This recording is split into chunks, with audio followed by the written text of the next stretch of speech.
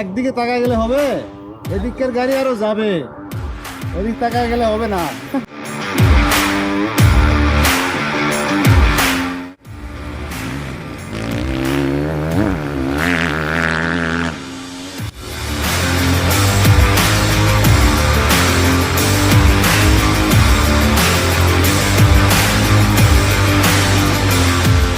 ছোটোখাটো অনেক কাজে আমাদের প্রতিনিয়তই বগুড়া শহরে যেতে হয় এবং বগুড়া যাওয়ার পথে বগুড়ার যে সৌন্দর্যতা এখন দেখা যায়, বগুড়া যে সুন্দর সুন্দর ফ্লাইওভার, যে বিশাল চওড়া রাস্তা, সব মিলিয়ে বগুড়া এখন বেশ সুন্দর। বিশেষ করে বগুড়ার আশেপাশের যে বাইপাস সড়কগুলি রয়েছে এবং যে মহাসড়কগুলি রয়েছে, এগুলোতে এখন চলাচলে বেশ আনন্দই পাওয়া যায়।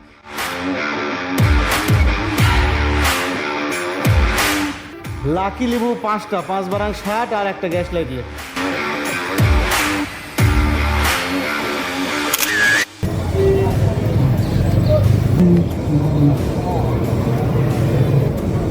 গেল তো উঠ উঠ, ওই পারে যায়, আয় আয়, ওই পারে আসায় কে যেটি গ্যাস লাইট দেখা যাচ্ছে, সিগারেট নাই, জিজ্ঞেস করিস নি?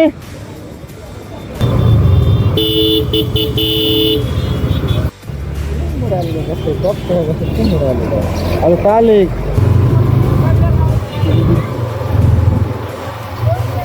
ছুটি হলো কেবল।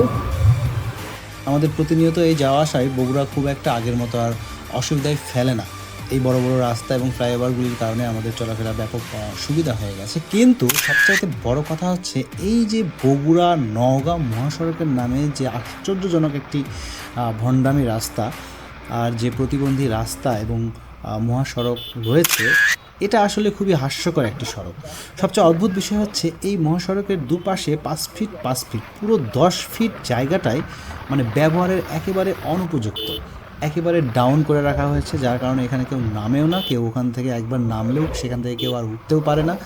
মানে মহা বিরক্তিকর এবং বিপত্তিকর একটি অবস্থার সৃষ্টি। আর সবচেয়ে বড় কথা, একটি মহাসড়কের চাইতে এখানে এই সিএনজি পিক আপ ভ্যান, রিক্সা, এইগুলোরই মানে রাজত্ব মনে হয় সবচাইতে বেশি। এবং এদের যে বেখেয়ালি এবং এদের যে অপ্রতিরোধ্য গতি, তাতে করে মানে বেশ মানে ভীতির সৃষ্টি হয় এই ধরনের রাস্তায় চলাচলের ক্ষেত্রে। বিশেষ করে এই যে সিএনজিগুলো নিজেকে একেবারে স্থলের রকেট মনে করে এরা একেবারে এমন দ্রুত এবং এমন ওভার কনফিডেন্ট এরা ওভারটেক করে এবং চলাচল করে যেন এরাই রাস্তার রাজা।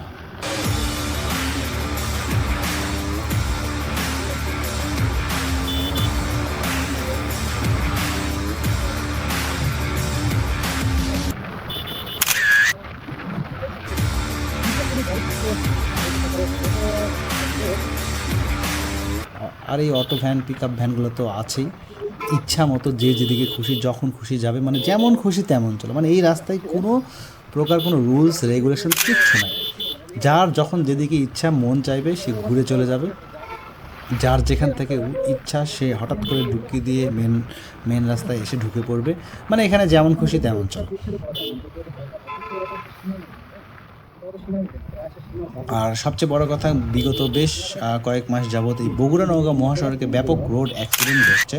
বিশেষ করে কিছু আবার বাইকারও রয়েছে যারা একেবারে মহা অপ্রতিরোধ্য, যাদেরকে রোধ করাই যাচ্ছে না একমাত্র মৃত্যু ছাড়া। মানে মৃত্যু ছাড়া এদেরকে আটকানোর ক্ষমতা কারো নাই। এরা চলবে তো চলবেই, একেবারে মানে বিভিন্ন ধরনের বাউলি টাউলি থেকে শুরু করে যা খুশি যেমনভাবে খুশি এবং ওভার স্পিড, যে কে কত তুলতে পারে, মানে এই ধরনের একটি প্রতিযোগিতা সবসময় এই রাস্তায় চলছেই।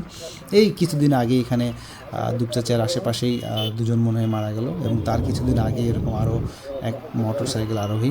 যাই হোক, এভাবে এখানে প্রতিনিয়তই এই গতির খেলা চলছে এবং মৃত্যু ছাড়া এদেরকে আটকানোর ক্ষমতা বর্তমানে কারোই নেই। এবং এই রাস্তাগুলোতে ট্রাফিকিং সিস্টেমও খুবই খারাপ, খুব একটা পুলিশ চেকপোস্টও এখানে দেখা যায় না।